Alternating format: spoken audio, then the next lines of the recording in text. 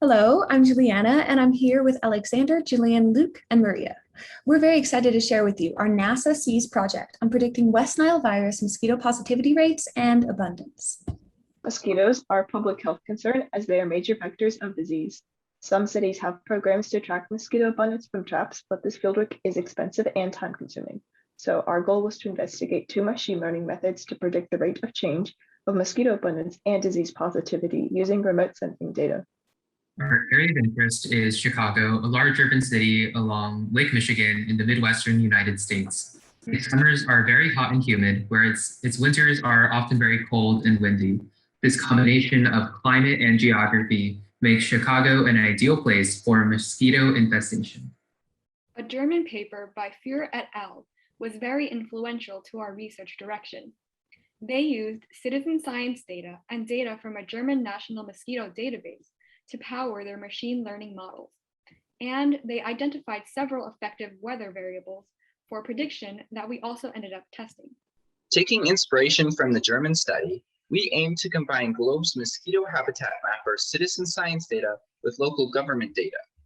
After data cleaning, we discovered that there was no Globe data in our area of interest. However, Globe's high-quality gravid trap information and our preliminary analyses inspired our use of the City of Chicago's gravid trap dataset. We obtained ecological inputs to our model from Google Earth Engine's datasets.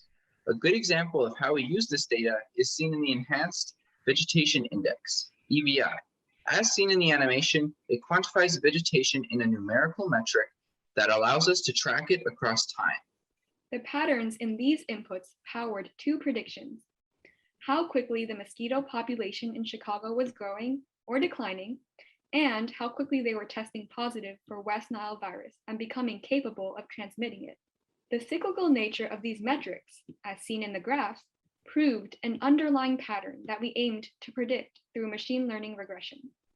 To do so, we introduced a 3-week lag into our ecological variables to help their peaks align with the peaks in the mosquito output.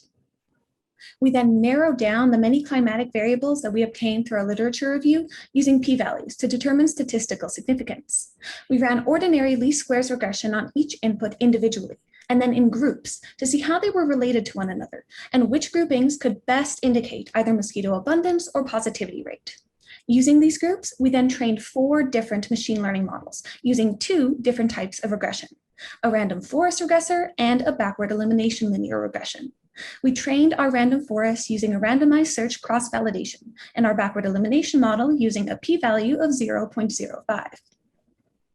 Our random forest regressor outperformed our backward elimination model in predicting changes in mosquito abundance.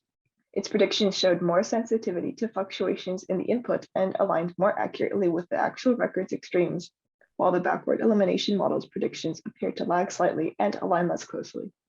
For the most part, our error resided within the hundredths decimal place, but at anomalies such as the massive peak in 2016, our error increased. The random forest regressor also outperformed our backward elimination model in predicting changes in mosquito positivity rates for West Nile.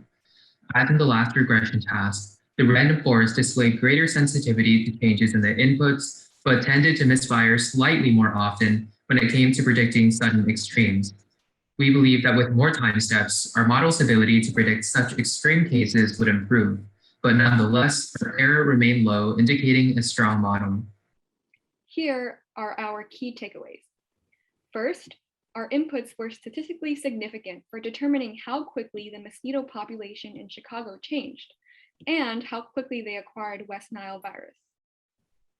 Our models accurately predict how quickly the mosquito population is growing or declining, and how quickly mosquitoes are becoming vectors for West Nile, which makes our research applicable to many public health programs and concerns. A random forest regressor proved to be the optimal machine learning model for predicting these outputs based on ecological factors. And lastly, we need good data recorded frequently to advance machine learning models' abilities. Through citizen science initiatives such as the German study and the Globe mosquito habitat mappers, you can be a part of the solution. To conclude, thank you for your time, and a big thank you to Dr. Low, Ms. Soeffing, Mr. Nelson, Dr. Podest, and Matteo Canura for their expert guidance and continuous support.